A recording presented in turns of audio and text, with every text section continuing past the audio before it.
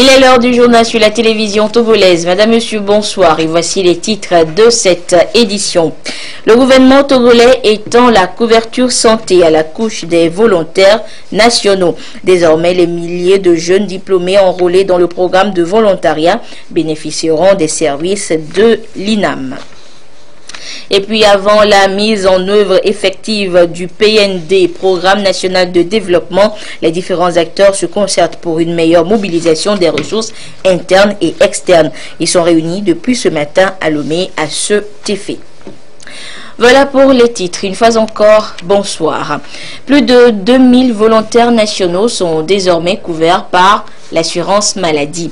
Une convention a été signée dans ce sens ce matin à l'Agence nationale de volontariat au Togo et avec l'Institut national d'assurance maladie INAM. Cet accord est la concrétisation de la volonté du gouvernement d'étendre la couverture santé à toutes les couches de la société togolaise. Le compte rendu de la cérémonie de signature avec Eli Agbanyadao et Chazna Paga. Au terme de cet accord, l'Agence nationale du volontariat au Togo, ANVT, et l'Institut national d'assurance maladie INAM s'engagent à offrir à 2208 volontaires nationaux de compétences et à leurs ayants droit, conjoints et enfants mineurs, soit environ 3800 personnes, une assurance santé. Cette extension de la couverture de l'assurance maladie à ces jeunes diplômés qui mettent volontairement leurs compétences au service du développement des communautés à la base et de l'économie nationale est rendue possible par le souci d'améliorer leurs conditions de mission sur le terrain. Les volontaires travaillent auprès des structures d'accueil qui peuvent être des fonctionnaires.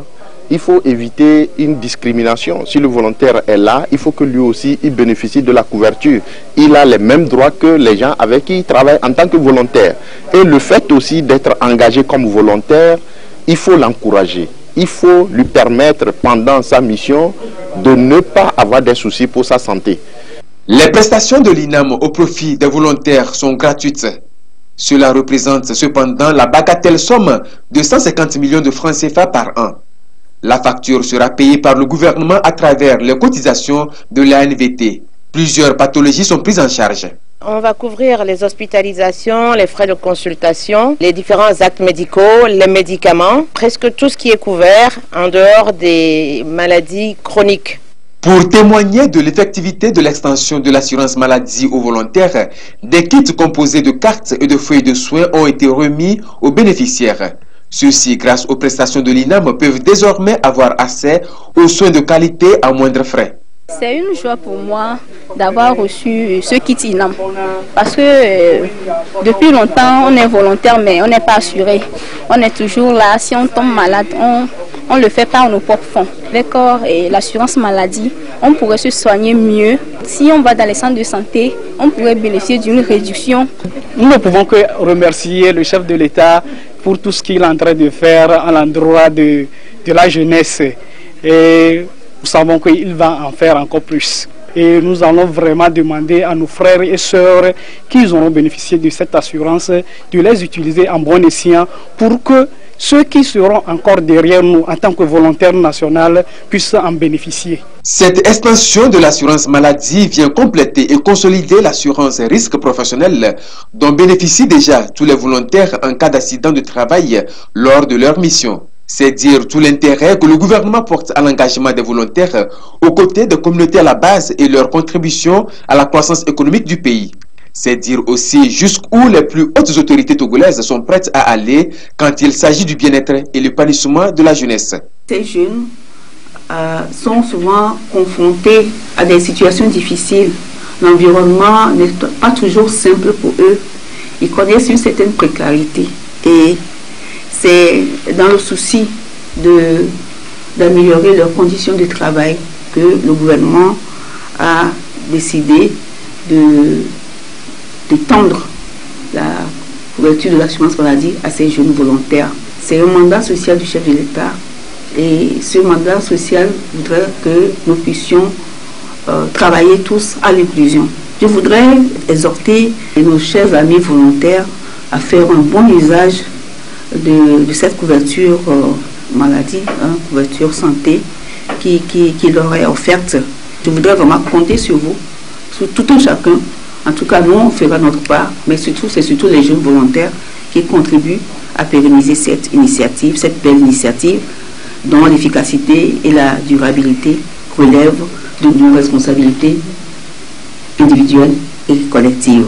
La ministre a également salué la collaboration fructueuse entre l'ANVT et l'INAM qui a permis de réaliser la vision du gouvernement d'étendre progressivement la couverture de l'assurance santé universelle à toutes les couches sociales du pays. Démarré depuis 2011, le programme de volontariat national vise à améliorer l'employabilité et aiguiser l'esprit citoyen des jeunes en leur donnant la possibilité d'exercer leurs compétences aussi bien en entreprise qu'auprès des communautés à la base. Et le Togo est en marche dans le secteur énergétique également. Il a adopté il y a peu une stratégie nationale d'électrification, une politique qui permettra de rendre accessible l'énergie électrique à tous les Togolais, où qu'ils soient. Carmen Madji Akakpo nous en dit plus.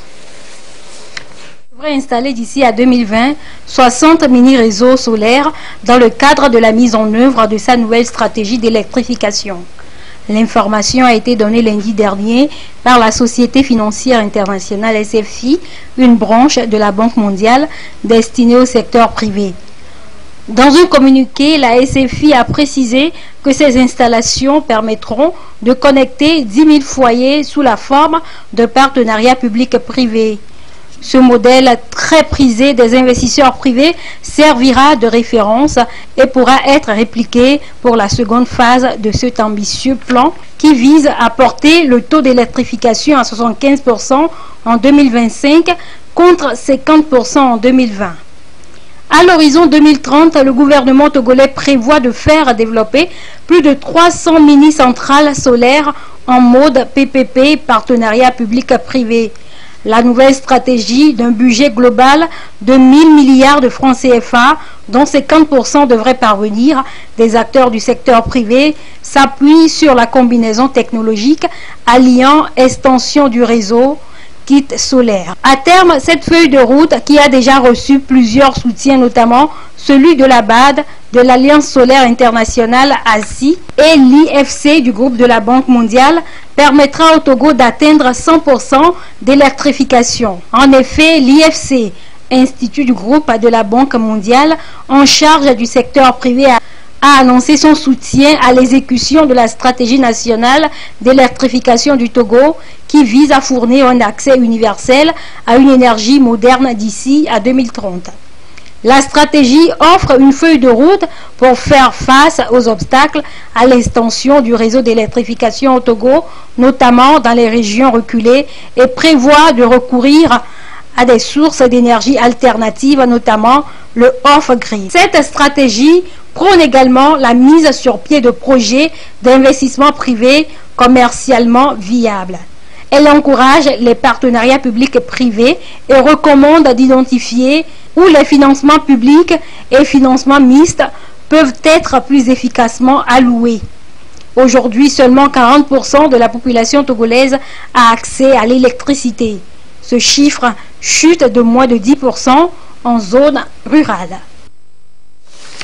Et notre pays a également opté pour un nouveau programme dans l'optique de son développement. Il s'agit du Plan national de développement PND, adopté en Conseil des ministres le 3 août dernier.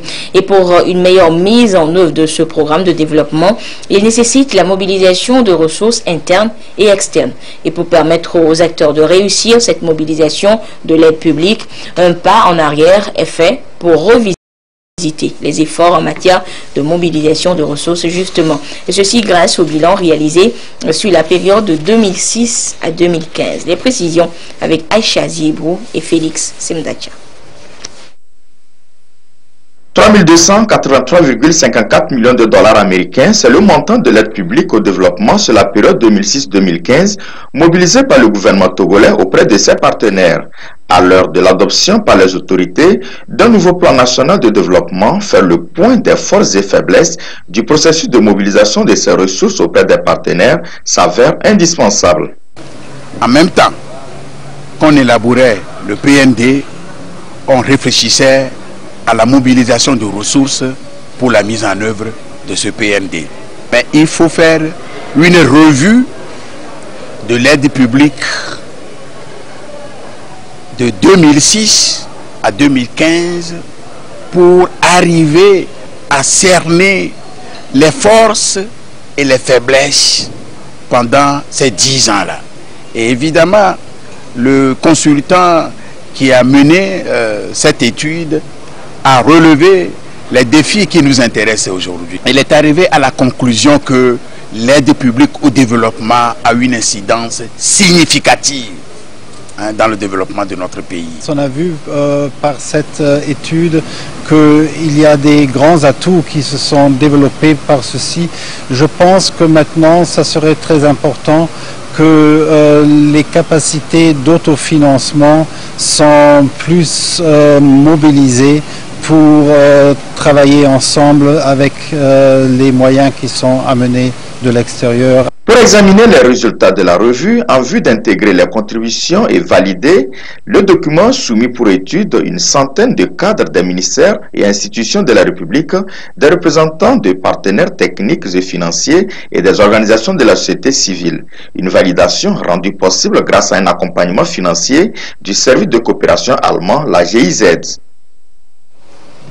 Et je vous donne à présent lecture de cet arrêté portant nomination d'un président d'une commission électorale locale indépendante CELI.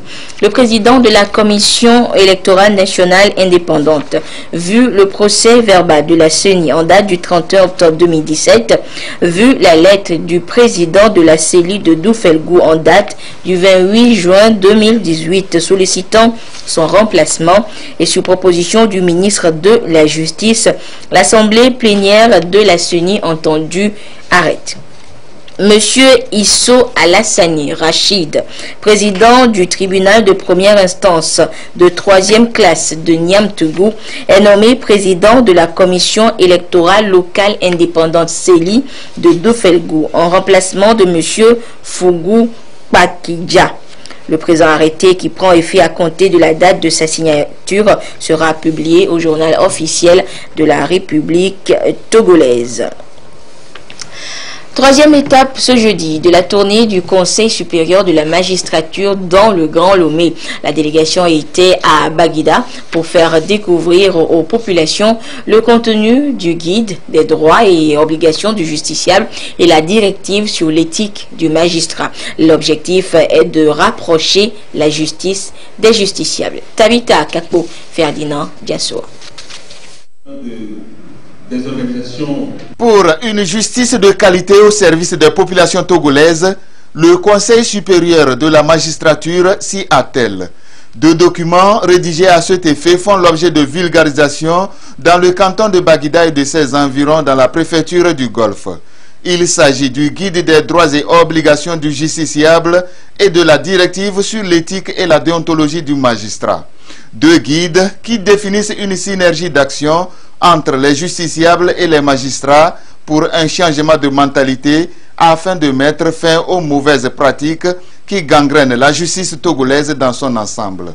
Le Conseil supérieur de la magistrature est parti d'un principe, le lien entre l'amour, la vérité, la justice et la paix. Et lorsque nous entretenons la justice, c'est que nous entretenons la paix.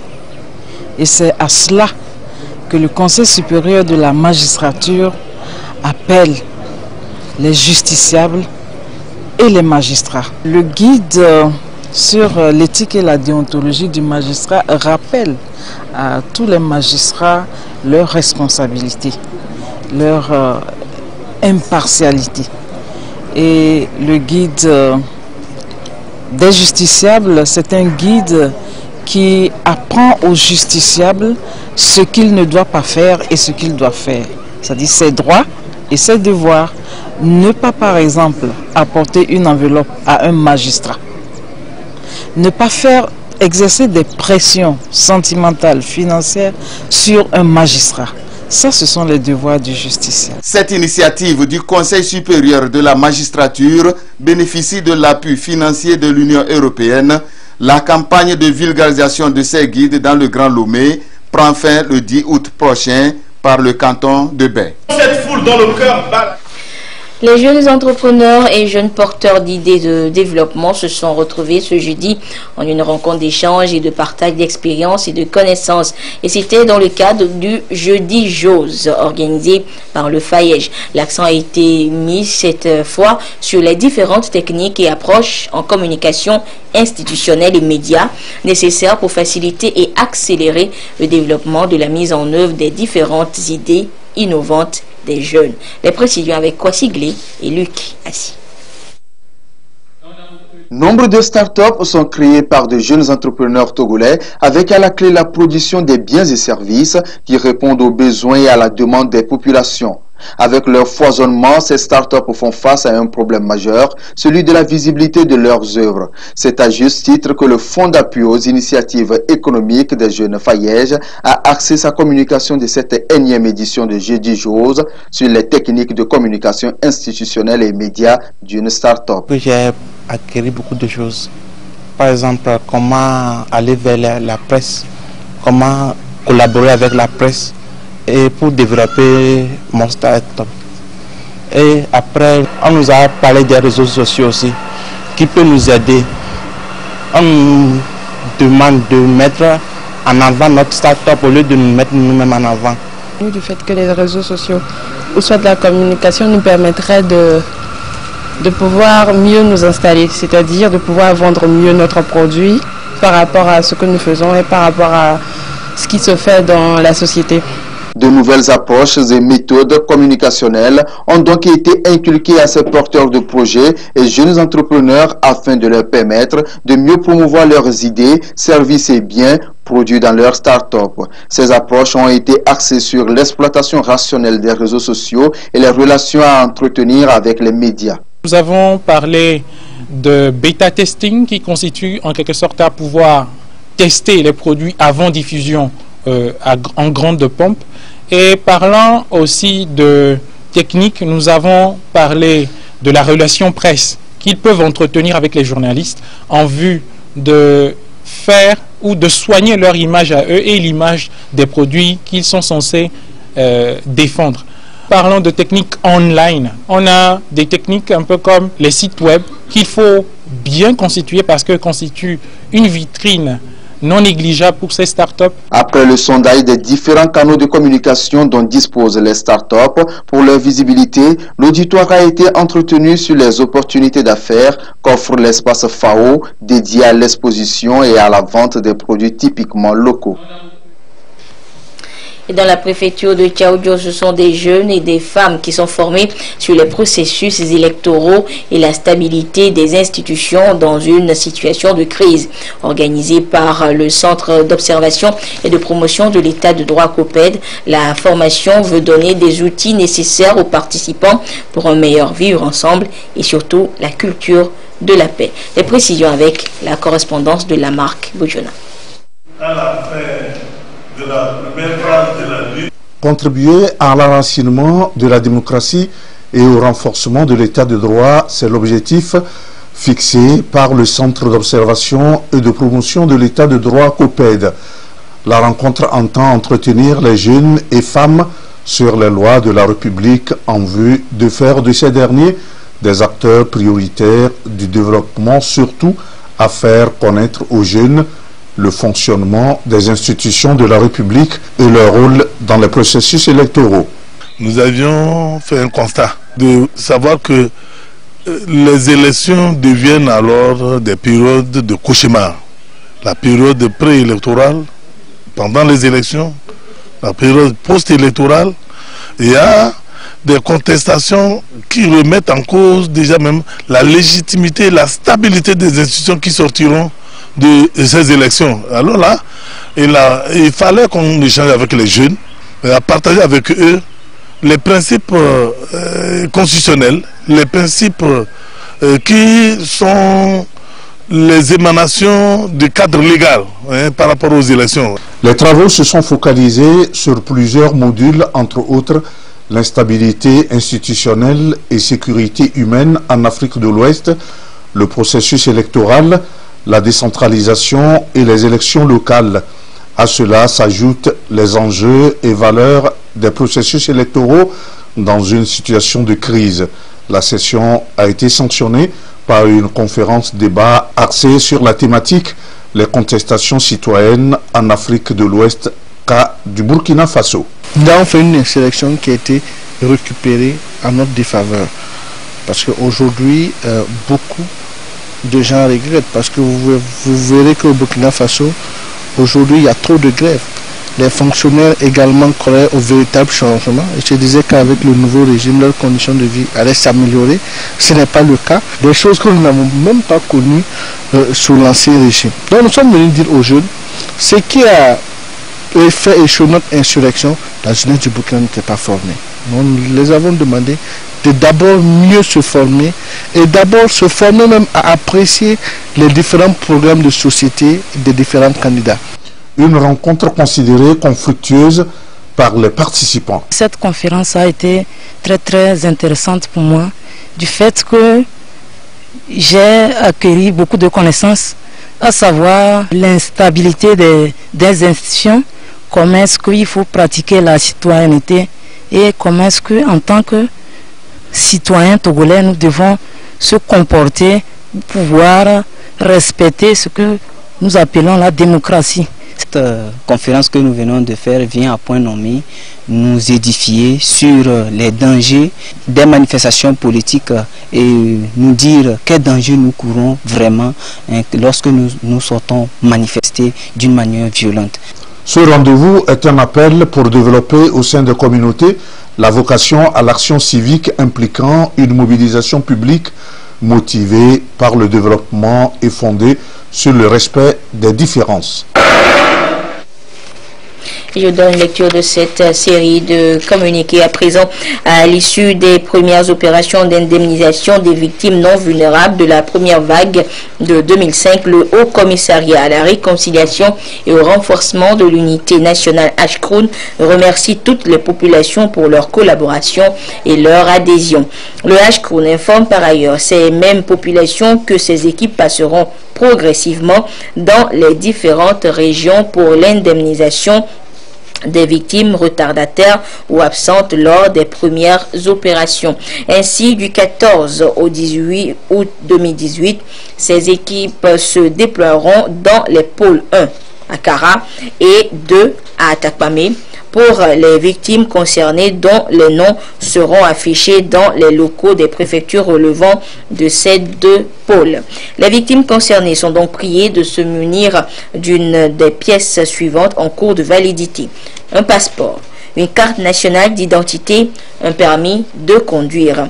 La liste des victimes retardataires par préfecture est à consulter dans le quotidien Togo Presse. Le Ashkroun salue la patience des victimes des autres phases dont les noms ne sont pas encore publiés et les remercie pour leur compréhension.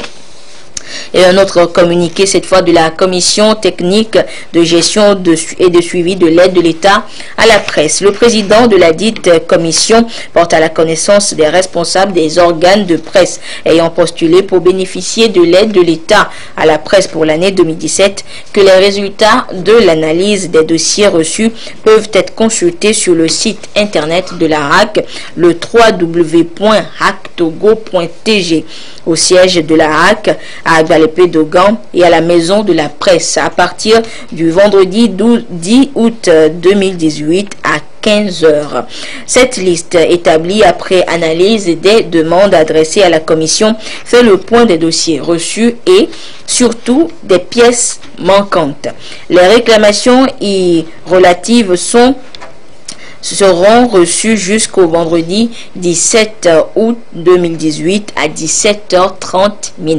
La commission technique compte sur la bonne compréhension et la collaboration des responsables des médias concernés afin de parchever le processus d'octroi de l'aide de l'État à la presse.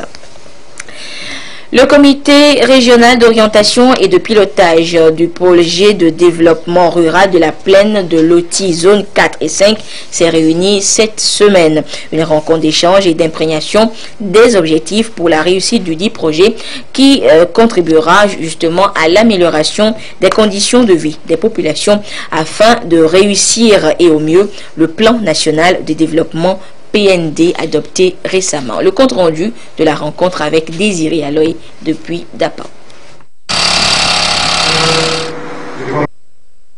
Le gouvernement togolais s'est attelé à faire de l'agriculture un pilier de développement et de relance économique.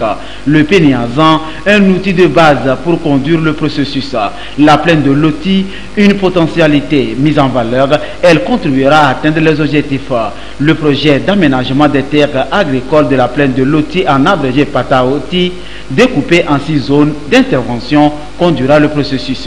Réalisé, il produira un impact significatif sur les conditions de vie des populations. Les membres du comité régional d'orientation et de pilotage CROPS ensemble à Mango pour s'imprégner des objectifs et des stratégies de mise en œuvre du projet. L'opportunité est donnée de pouvoir échanger avec le comité régional qui, au niveau de la région, donne également leurs orientations, mais en tenant compte des documents nationaux, en particulier la politique agricole, le plan national de développement. Donc tout ce qui est fait doit cadrer avec la politique agricole, le Péniazan, parce que pour la réussite du projet, il est bon que chacun comprenne qu'est-ce qu'on veut faire, comment on veut le faire, quel apport chacun doit pouvoir apporter pour la réussite du projet. Et recevoir également les orientations du CROPS pour voir comment ensemble nous allons conduire le projet pour obtenir les résultats probants. Le projet dans la région des Savanes est exécuté dans la zone 4 plus Nali et couvre 14 localités et villages de Loti au profit de 10 000 habitants pour une durée de 4 ans. Une synergie d'action de tous les acteurs impliqués reste une condition essentielle de réussite du projet financé par la BADEA, le FID et la BOAD. Sachez que 43 élèves gendarmes viennent de prêter serment au tribunal de Kara. Ils ont juré d'obéir à leur hiérarchie et de faire régner l'ordre. Nous y reviendrons dans nos prochaines éditions. Et ces forces de sécurité permettront donc de mettre la main sur les individus mal intentionnés qui pourraient nuire à la quiétude des populations. Et un présumé malfrat vient d'être justement appréhendé par la brigade de recherche du 5e secteur de la gendarmerie nationale de Dapan. Nous retrouvons sur place Désiré Aloy. Le 5e secteur de la gendarmerie nationale à Dapan vient de mettre la main sur le sieur Amadou Diallo, 25 ans, de nationalité burkinabé, un prétendu malfaiteur, conduisant la moto marque Krypton non immatriculée. Dans son sac, des munitions, une tenue treillis militaire, des portables et autres matériels, dont 3 armes, entre autres un pistolet mitrailleur avec chargeur garni de 18 munitions de calibre 9. Il a été présenté à la presse.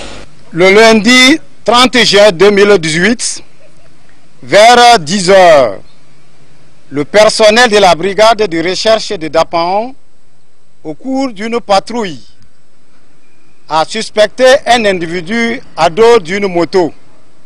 Immédiatement, il a démarré en trompe, obligeant les gendarmes à le poursuivre.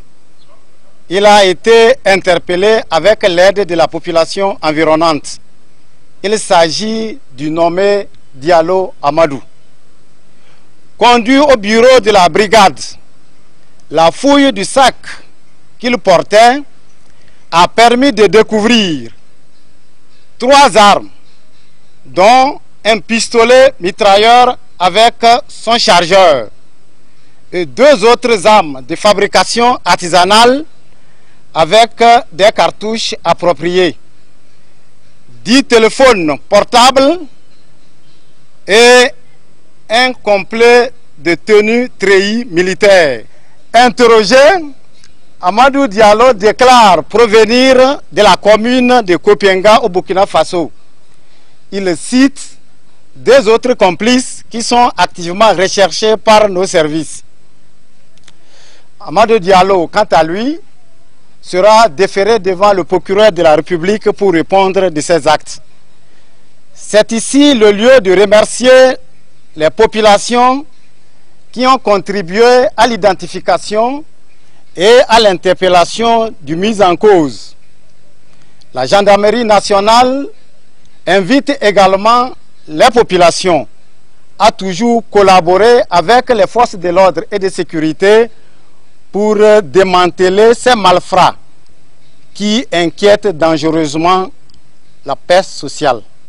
Un butin grâce à la bonne collaboration entre les forces de sécurité et la population.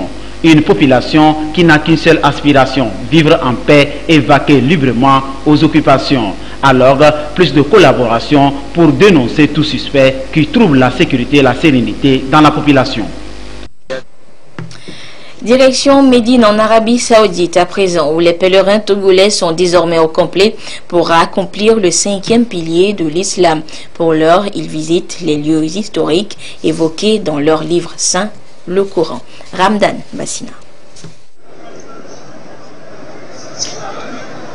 Le passage des pèlerins par la ville de Médine est un acte de foi, une marque d'intérêt à l'histoire de l'islam et de ses premiers précurseurs.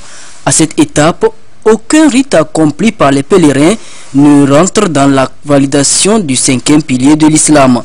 Bref, l'escale de Médine est une étape touristique sur les vestiges de l'islam. Ici, pèlerins togolais, tout comme les autres musulmans venus du monde entier, visitent les lieux saints dont ils ont entendu parler ou lu à travers le Saint-Coran. Ce matin, nous avons consacré nos œuvres à la visite de certains points stratégiques de l'islam, notamment Masjid al-Quba, Masjid al-Qiblatain et en dernière position Jabal Uhud, la montagne Uhud, où le prophète a livré une grande guerre sainte. C'est très recommandé en islam. Tout pèlerin doit faire un effort pour visiter ces lieux, parce que pour accroître davantage sa foi, une joie immense qui nous anime, du fait que nous sommes venus découvrir ce que nous avions lu dans les livres. Théoriquement, nous avions les connaissances. Maintenant, nous avons touché du doigt les réalités vécues par le prophète et ses compagnons.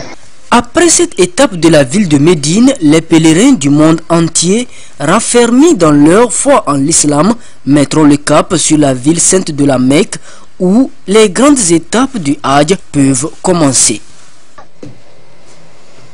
Cette série de communiqués du ministère du Développement à la base, dans le cadre du programme des vacances utiles et citoyennes, le ministère en charge de la jeunesse et de l'emploi des jeunes organise 2 centres aérés à l'intention des jeunes âgés de 12 à 29 ans. Les centres aérés auront lieu du 3 au 14 septembre 2018 à la Maison des Jeunes de Lomé et à la Maison des Jeunes de Kara. La participation aux activités de ces centres aérés est gratuite et les inscriptions sont reçues du 13 au 31 août 2018 à la Maison des Jeunes de Lomé, à Amandaromé, à la direction de la jeunesse et de l'emploi des jeunes à la cité OUIA et à la Maison des Jeunes de Kara en face de l'hôtel Kara. Les activités prévues comportent entre autres des communications sur divers thèmes et plusieurs ateliers. Et pour tout renseignement, contactez les numéros suivants: le 91 24 94 53, le 93 37 76 79 ou le 90 05 63 82. Et dans un autre communiqué, le ministère en charge de la jeunesse porte à la connaissance du public que dans le cadre des activités marquant la journée internationale de la jeunesse qui sera célébrée le 12 août prochain, le ministère et celui en charge des sports organisent conjointement à l'endroit des jeunes de la ville de Mango une course populaire dotée de prix le samedi 11 août 2018 à partir de 7 h. La distance à parcourir est de 5 km pour les jeunes garçons et 3 km pour les jeunes filles. À cet effet, la ministre invite tous les jeunes désireux de participer à cette course à s'inscrire gratuitement auprès de l'inspection des sports de Mango au plus tard le samedi 11 août 2018 à 6 h. Les 300 coureurs premiers inscrits seront habillés en t-shirt offert par le ministère. Les coureurs professionnels sont exclus. Par ailleurs, les jeunes de la ville de Mango et de ses environs sont invités à prendre part à une conférence débat qui aura lieu le vendredi 10 août 2018 à partir de 14h30 au centre communautaire de la ville sur le thème « Rôle et responsabilité de la jeunesse dans la promotion de la paix et la cohésion sociale ». Et c'est sur ce communiqué annonçant donc cette course populaire que nous ouvrons maintenant la page des sports de ce jeudi avec notre ami de tous les jeudis, Claude Ama. Claude, bonsoir. Bonsoir Anita. Et Claude, on connaît depuis cet après-midi l'affiche de la finale de la 8e édition du tournoi ouest-africain des personnes sourdes que notre pays abrite depuis le 3 août. Oui Anita, cette finale opposera le samedi 11 août à 15h au stade municipal de Lomé, le Nigeria au Mali. Les deux pays se sont qualifiés respectivement face au Togo 1-0, au Ghana 2-1 avec Champion Touba. Vivons la seconde demi-finale Togo-Nigeria.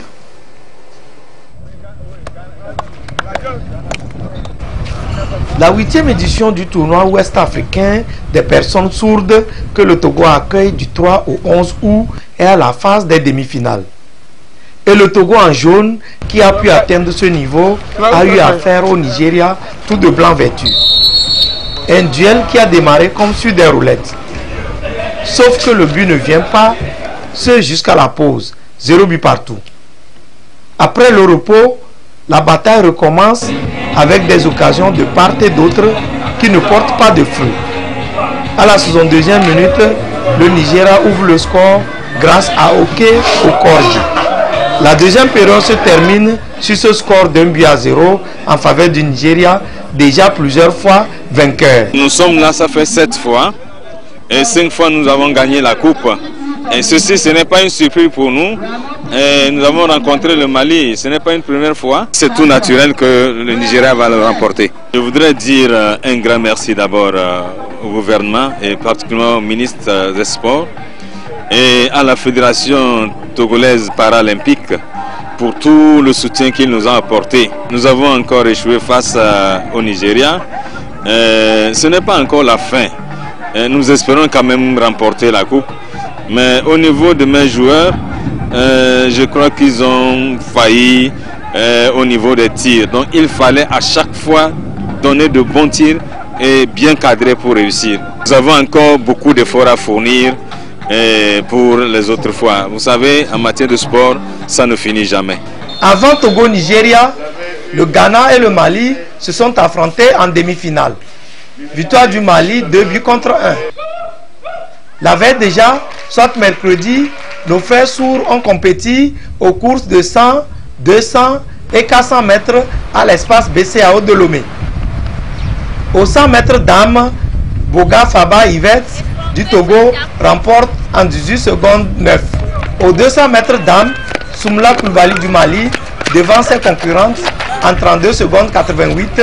Et enfin, aux 400 mètres, monsieur Mohamed Afourma du Mali arrive en tête en 56 secondes 13.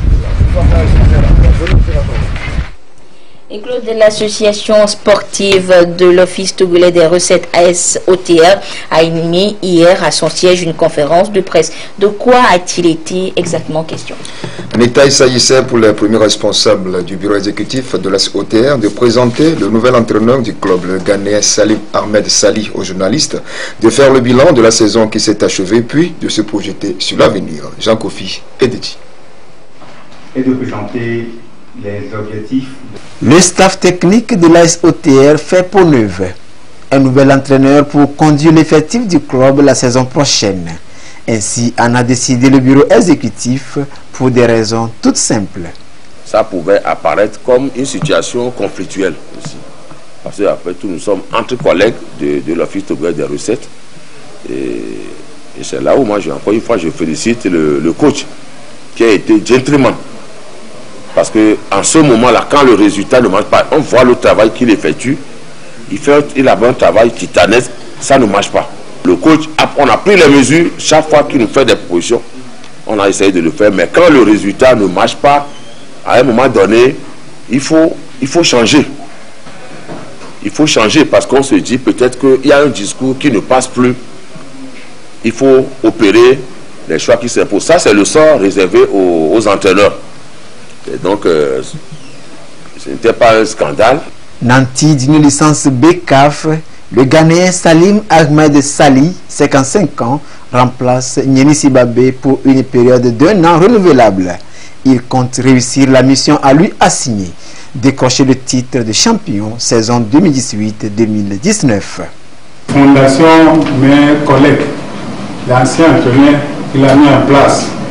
Je vais construire sur ça et je vais promettre les gens que à sauter cette saison-là, ils vont voir un peu de changement, qu'on a fait l'objectif qu'on va devenir les champions cette année.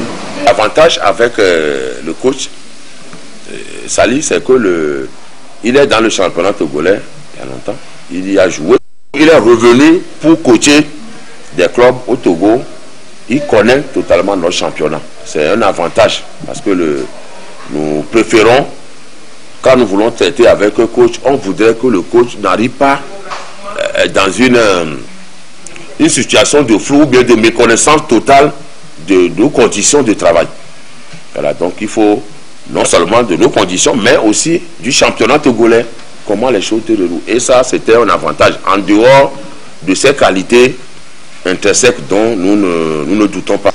Au cours de cette rencontre avec la presse, le bureau exécutif de l'ASOTR a également dressé le bilan de la saison écoulée et a situé les hommes de médias sur les perspectives d'avenir. Pour le compte de la saison 2017-2018, l'ASOTR 46 points est classé 6e sur 16. Claude, très rapidement alors. Oui, voilà tout pour le pas de sport de ce soir. Samedi, nous serons au rendez-vous de sport et détente. Merci Claude et on se retrouvera jeudi prochain. Ce communiqué de l'Office togolais des recettes pour terminer, le commissaire général de l'OTR porte à la connaissance des candidats au recrutement des agents d'appui fiscal et des agents de surveillance du territoire douanier suivant l'avis numéro 001 du 4 juillet 2017 que les résultats du test écrit du 4 novembre 2017 sont disponibles et peuvent être consultés à partir du vendredi, demain vendredi donc 10 août 2018 sur le site internet de l'OTR, le www.otr.tg, au siège de l'OTR à Lomé et à la division des impôts de Kara. Les candidats admissibles sont invités à se présenter au siège de l'OTR le lundi 3 septembre 2018 à 7h30 pour les contrôles complémentaires d'admission. Et voilà, ainsi se referme cette édition. Nous sommes jeudi. À 21h, vous suivrez l'émission Jeudi Femmes. Ce soir, le thème retenu est « Je suis amoureux » ou amoureuse, que faire? Vous voyez donc déjà les invités qui s'installent. Jeudi Femme donc à suivre à partir de 21h en direct sur la télévision togolaise avec Lys Diamien et ses invités. Excellente suite de nos programmes. Au revoir.